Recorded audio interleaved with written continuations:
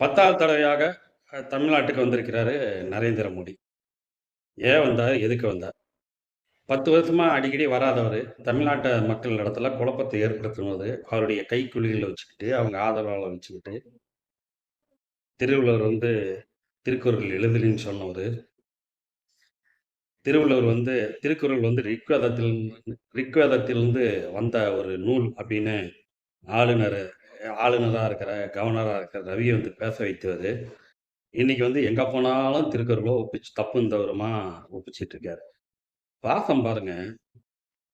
அவருக்கு அப்படியே பொங்கி வழியுது. பால் மாரி பொங்கி வழியுதுங்க. தமிழர்கள் மேல ரொம்ப பொங்கி வழியுது. நான் தமிழனா பொறக்கலையேன்னு ரொம்ப வருத்தப்படுறாரு. தமிழ் மொழி கத்துக்கலையேன்னு வருத்தப்படுறாரு. அப்பா! உலக நடிப்புடா சாமி! இதெல்லாம் எதுக்காக செய்றாருங்கிறது நான் சொல்லி உங்களுக்கெல்லாம் தெரிய வேண்டியதில்ல. ஓட்டுங்க, ஓட்டு. அந்த ஓட்ட ஏதாவது நடிச்சு நம்மட்டருந்து வாங்க முடியுமான்னு பார்க்கிறாரு. ஆனால் தமிழ்நாட்டு மக்கள் தெளிவாக இருக்கிறார்கள். யாருக்கு வாக்களிக்க வேண்டும், யாருக்கு வாக்களிக்கக் கூடாது என்பதில் தெளிவாக இருக்கிறார்கள். யாருக்கு வாக்களிக்கக் கூடாது என்பதில் உறுதியாக இருப்பது மோடிக்கும், ஆர்எஸ்எஸ் கைப்பாவியா இருக்கிற அந்த பாரதிய ஜனதா கட்சிக்காரங்களுக்கும், அதெல்லாம் நம்ம வாக்களிக்கக் கூடாதுங்கிறதுல உறுதியாக இருக்காங்க. அதுல எந்த மாற்றமும் இல்ல. மோடி பல வேஷம் போடலாம். தமிழ்நாட்டுக்கு வந்தா வேட்டி கட்டிக்கிட்டு வரலாம், கோவணம் கூட கட்டிட்டு வரலாம். கோவணம் கட்டிட்டு நான் விவசாயின்னு கூட சொல்லலாம். அதெல்லாம் யாரும் நம்ப மாட்டாங்க. இங்க விவசாயிகள் நலன பத்தி பேசுவாரு. ஆனா டெல்லியில பார்த்தோம்னா, அவங்க மேல கண்டிப்பு கொண்டு பேசுவாரு. டெல்லிக்குள்ள விடமாட்டாரு. அடக்குமுறை பண்ணுவாரு. விவசாயிகள் போராட்டத்துல ஒரு 4 வருடங்களுக்கு முன்னால் நடைபெற்ற விவசாயிகள் போராட்டத்தில் 700 பேர் பலியானாங்க. மீண்டும் இப்ப துவங்கிய மீண்டும் விவசாயிகள் போராட்டத்துல ஒரு 5 பேரு பலியானாங்க. அந்த மத்திய சர்க்காருடைய அடக்குமுறைய அந்த விவசாயிகள்லாம் சந்திச்சாங்க. அந்த அடக்குமுறைக்கு பதில் சொல்ல வட மாநிலங்கள் தயாராகி இருக்கிறது. வடக்க சரியில்லைங்க. தெற்க ஒண்ணும் இல்லைங்க. ஏதாவது பண்ண முடியுமா? ஏன்னா தமிழ்நாட்டு மக்கள்லாம் நல்லவங்க இல்லையா? ரொம்ப அப்பாவிகள். இந்த அப்பாவிகள ஏமாத்துறது ரொம்ப சுலபம்னு நெனச்சுக்கிட்டு திருப்பி திருப்பி வரார். முதல்லாம் பார்த்தீங்கன்னா, ரோட்டோரத்துல நம்மள படிக்கிற காலத்துல அ மஸ்தான்னு ரோட்டுல தான் மஸ்தான். ரோடு மஸ்தான். மஸ்தான் இந்த பாம்பு, கீரி இதெல்லாம் வச்சுக்கிட்டு தாய் தீர்ப்பான், மக்கள ஏமாத்துவான். கடைசியா வசூல் பண்ற நேரத்துல யாராவது நகர்ந்தீங்க, இந்த கூட்டத்திலருந்து வெளிய போனீங்கன்னா ரத்தம் கக்கி சாவான் அப்படின்னு ஒரு பயத்த உண்டு பண்ணுவான். அது மாரி இவரு, நரேந்திர மோடி, ராஜ்நாத் சிங்கு, நட்டா, இன்னும் யார் யார் இருக்காங்களா? எல்லாம் ரோடு ஷோவாம். ரோடு ஷோ போனா ரோட்ல ரோடு இருக்கு. ஆனா மக்கள் இருக்கணும்ல. கோயம்புத்தூர்ல மோடி ஷோ இப்படி பிசு பிசுத்து போச்சு, ஃப்ளாப் ஆச்சு. அதே நிலைமை தான். நட்டா பேசுறாரு கரூர்ல. திருச்சியில ரோடு ஷோ நடத்துறாரு. ரோடு இருக்கு, மண்டபம் இருக்கு, மக்கள் இல்ல. ராஜ்நாத் சிங் அவர் அந்த வேட்பாளர் பேரையே மாத்தி சொல்றாரு. இவர் கேபி ராமலிங்கம், கேபி ராமலிங்கம்னு சொல்லுங்கன்னு சொல்லக்கூடிய அளவுக்கு ரொம்ப பெரிய அறிவாளிகளா இருக்காங்க. ஒரு பிரச்சாரத்துக்கு வர்றப்ப அந்த ஊர் பேரு, அந்த வேட்பாளர் பேரு, அந்த தொகுதியில இருக்கக்கூடிய, அந்த பகுதியில் இருக்கக்கூடிய பிரச்சனைகள கேட்கக்கூடிய ஒரு சாதாரண ஒரு அறிவு கூட இல்லாதவர்கள்லாம் மத்திய அமைச்சரா நம்மளை 10 வருஷமா ஏமாத்தி ஆட்சி செஞ்சிருக்காங்க. அப்படிங்கிறது யோசிச்சு பார்க்க வேண்டிய ஒண்ணு. எது எப்படியோங்க.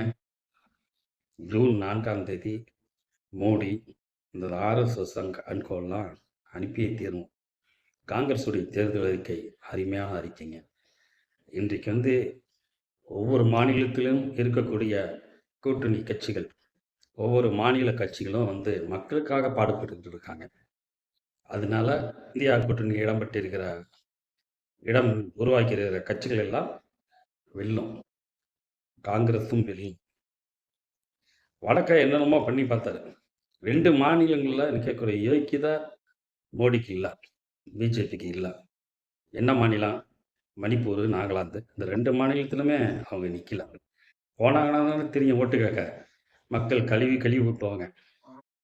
நான் சொல்றது சாதாரணமா சொல்றேன். ஏன்னா வேற மாரி விவகாரங்கள் கூட நடக்கலாம்.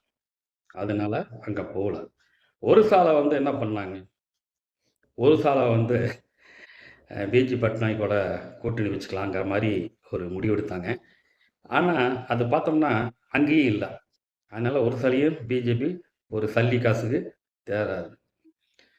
அப்புறம் இந்த இந்த இந்த ஒரு இந்த இவங்களுக்கு தான் வாய் கொழுப்பு அதிகமே. பிஜேபியில இருக்கிற மத்திய மந்திரிகளுக்கு, ஆர்எஸ்எஸ் அமைப்புக்கெல்லாம் இந்த வாய் கொழுப்பு ரொம்ப அதிகம். அந்த அடிப்படையில பார்த்தோம்னா, ராஜபுத்திர இனத்த சார்ந்த மக்கள வந்து கேவலப்படுத்தியிருக்காங்க. இன்னைக்கு வட மாநிலங்கள் பூரா வெளிப்படையாவே அவங்க அறிவிச்சுட்டாங்க. பிஜேபிக்கு ஓட்டு போடக்கூடாதுன்னு. இதெல்லாம் நம்ம பார்க்கணும். ஆகவே தேர்தல் இந்த தேர்தல் மக்களவை மக்களவை தேர்தல் 2024 பிஜேபிக்கு எதிராக இருக்கிறது. பிஜேபி இத்துடன் விடை பெற்றுக் கொள்ளும். மீண்டும் எந்த காலத்திலும் வராது. மறைந்த காளிமுத்து அவர்கள் சொன்னது போல, "கறந்த பால் மடி புகாது. கருவாடு மீனாகாது." அதனால பிஜேபி இனிமேல் இந்த தேர்தலுடன் அதுக்கு வந்து முடிவுரை எழுதப்படும். இந்திய மக்களினுடைய புதிய அத்தியாயம் தொடங்கும். புதிய பாதை தொடங்கும்.